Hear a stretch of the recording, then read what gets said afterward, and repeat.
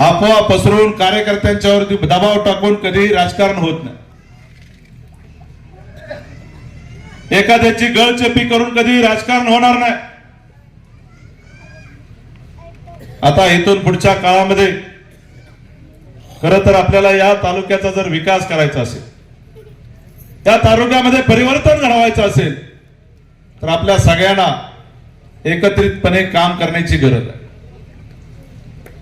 अनेक जण म्हणतात मी अमका विकास करणार, तमका विकास करणार. मी तुम्हाला दाव्यानं सांगतो, विकास काय करायचं ते रामकृष्ण वेताळला सांगण्याची गरज नाही. कुठलाही व्यक्ती मला रात्रीच्या 1ला 2ला फोन करू दे, त्याचं वैयक्तिक काम असू दे किंवा गावाचं काम असू दे, समाजाचं काम असू दे, कधीही मी शब्द डावलेला नाही. कधीही गेली 15 वर्ष सलग तुम्ही जर बघितलं, माझ्या मोबाईल मध्ये जर माझे कॉल बघितले, मिनिमम 500 ते 600 कॉल दिवसाचे असतात. आपण बसलेले 30 सेकंद जर कॉल मी अटेंड केला तर किती मिनिटं होतात आणि किती तास वेळ जातो हे तुम्हाला सगळ्यांना लक्षात येईल. त्यामुळे मी विकासाची चिंता करत नाही. विकास कसा करायचा, कुठून करायचा हे मला निश्चितपणे माहिती आहे. खरं तर स्थानिक स्वराज्य संस्थेमध्ये निवडून गेल्यावर विकास कसा करायचा हे मला चांगलं माहिती आहे. त्यांना माहिती नसेल, मी 21व्या वर्षी गावाचा सरपंच होतो. गावाला काय लागतं ते मला सगळं माहिती आहे. सगळी प्रोसिडिंग चाचा मला माहिती आहे. 23 नंबर 26 नंबर कुठं काय करायचं सगळं माहिती आहे.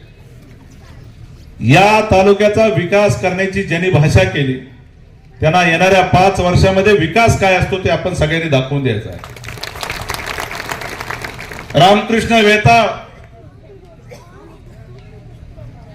रात्रंदिवस तुमच्यासाठी मेहनत करेल. कराड तालुका हा महाराष्ट्रामध्ये यशस्वी निर्माण करण्यासाठी प्रयत्न करेल. तुम्हाला माझी विनंती आहे, या ठिकाणी आपले तिन्ही उमेदवार चांगले, तिन्हीच्या तिन्ही उमेदवार हे सुशिक्षित उमेदवार आहेत, सामान्य कुटुंबातले उमेदवार आहेत. चला बसून घ्यावं सगळ्यांनी. हे उमेदवार समाजाची सेवा करण्यासाठी भुकेलेले आहेत, समाजाचं काम करण्यासाठी भुकेलेले आहेत. असे उमेदवार घेऊन आपण या जिल्हा परिषद गटामध्ये जी काय अडचण असेल, कुठलंही काम आपण सांगा, ते निश्चितपणे पूर्ण करण्यासाठी आम्ही सगळेजण कटिबद्ध असू. मी सौ विद्या रामकृष्ण वेताळ कोपारडे हवेली गटातून जिल्हा परिषदेसाठी अपक्ष म्हणून निवडणूक लढवत आहे.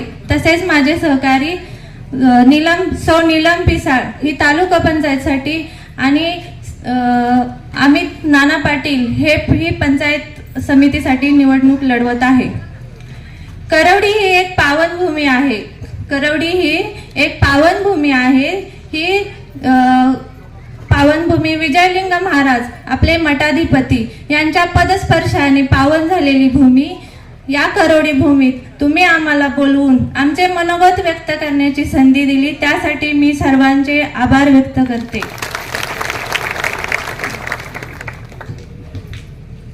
इतिहासाच्या पानावर रयतेच्या मनावर मातीच्या कणावर, इतिहासाच्या पानावर रयतेच्या मनावर मातीच्या कणावर आणि सर्वसामान्यांच्या विश्वासावर आणि जीवावर राज्य करणारा माणूस म्हणजेच आपले वेताळ साहेब.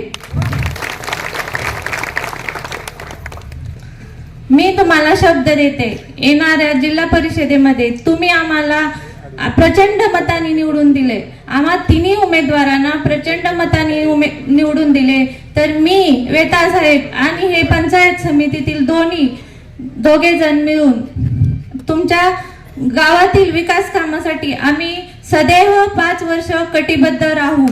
तुमच्या गाव पातळीवर असणारी प्रत्येक कामं, काहीही कामे असोत, हे आम्ही कधीही त्या कामासाठी मागे पडणार नाही.